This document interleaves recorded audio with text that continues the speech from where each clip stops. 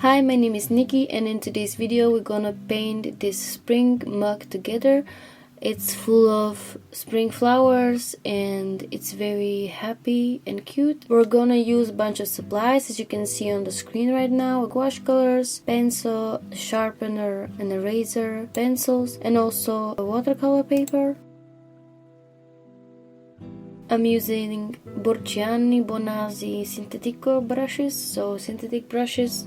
I'm gonna link them below, the same with the paints. So let's get started. I'm gonna start with a sketch, and as you can see down in the description there is a link where you can download the sketch that I prepared, and you can either use it as a base for your own sketch or you can use it as a coloring page and you can draw with me. It's a beautiful spring illustration that you can use as a gift for someone, or you can use it as a cover page for a birthday wish card. So do what you wanna with this and let's go. Okay, so I'm sketching it out. I kind of used the doodle from a sketchbook page, from this red sketchbook that you can see on the screen, but I modified it because I didn't really like one flower inside, so I changed Baby's Breath for Forget-Me-Nots because I like them better. And these really are the flowers that are my go-to. I really love painting them and I can paint them from the top of my head, so yeah, they're very easy. Now once our sketch is done, we can continue with the paints. For the paint, as you could see, I'm using designer gouache from Schminke, and also I'm using Winsor & Newton designer's gouache. Yeah, and I kind of mix them up in my little palette, so I don't really know which one is which, so yeah. But most of those paints in the rectangular palette are Winsor & Newton, and a bunch of those in the little flower palettes, they could be designer gouache. Definitely the white one, I think it's white, is a designer gouache from Schminke. Yeah. So let's get to painting. First we're gonna do a base color for everything. Yeah, this is how I like to work. So we're gonna start with the little decoration under it. I don't know, table cover, something like that. We're gonna do it off-white because we have a white paper and I really want it to pop out. And after this we're gonna start with the greens.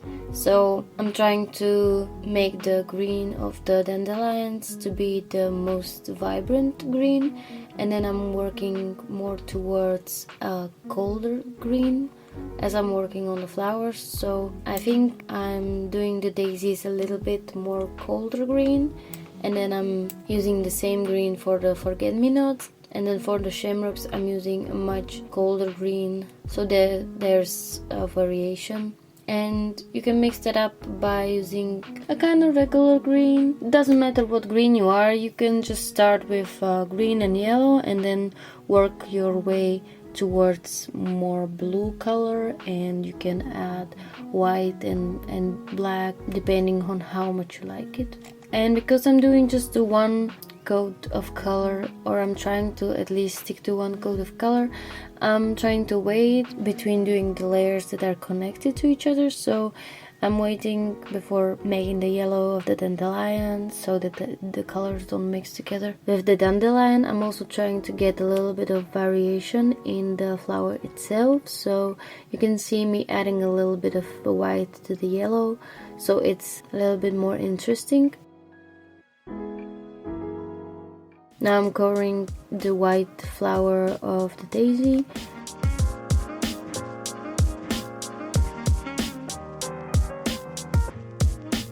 And now the shamrocks.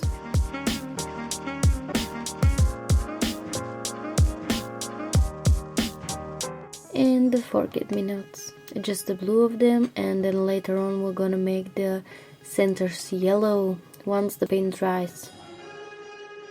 Now we're gonna work on the mug. We're gonna make the front side of the mug like a nice pastel pink, and then like the behind of the flowers we're gonna make it a little bit darker pink.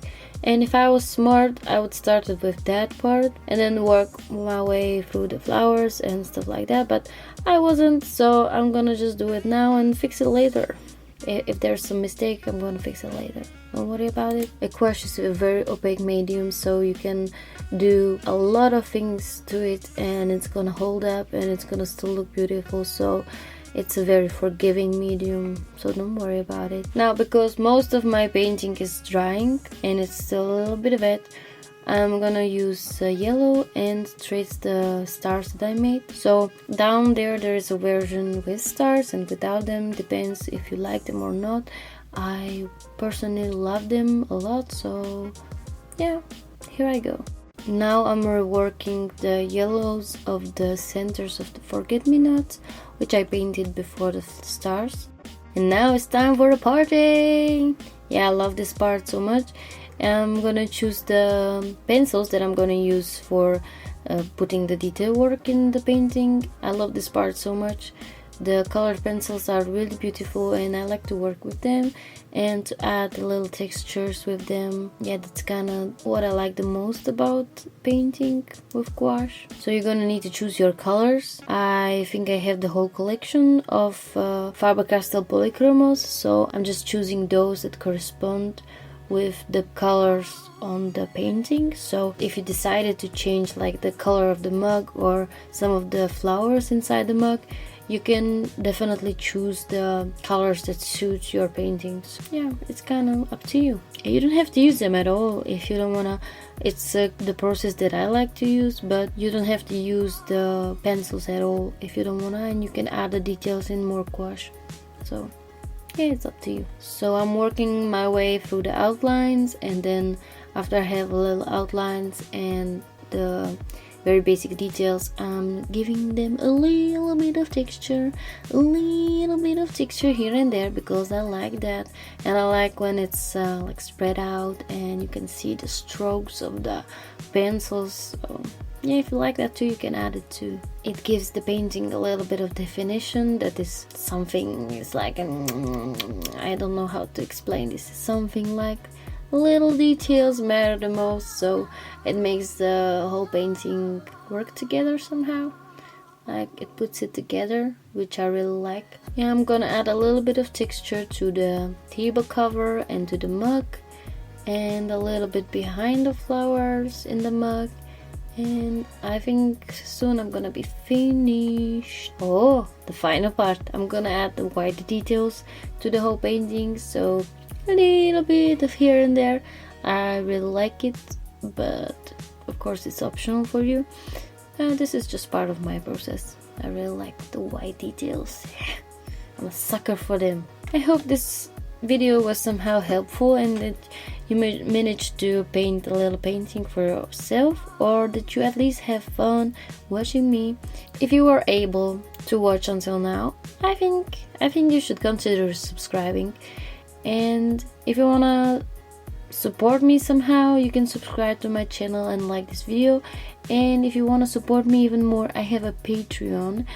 The link is in the description. And I also would like to thank to my Patreons right now for supporting me through my journey and for sticking out there for me, because without them I wouldn't be here. And it's actually one patron right now. So to Nela Mostecka, who is the one and only patron that is supporting me. If you would like to check out my other work, there's also my website and my Etsy store. Everything is on the link in the description, so feel free to check it out, and I will see you in my next video. Bye!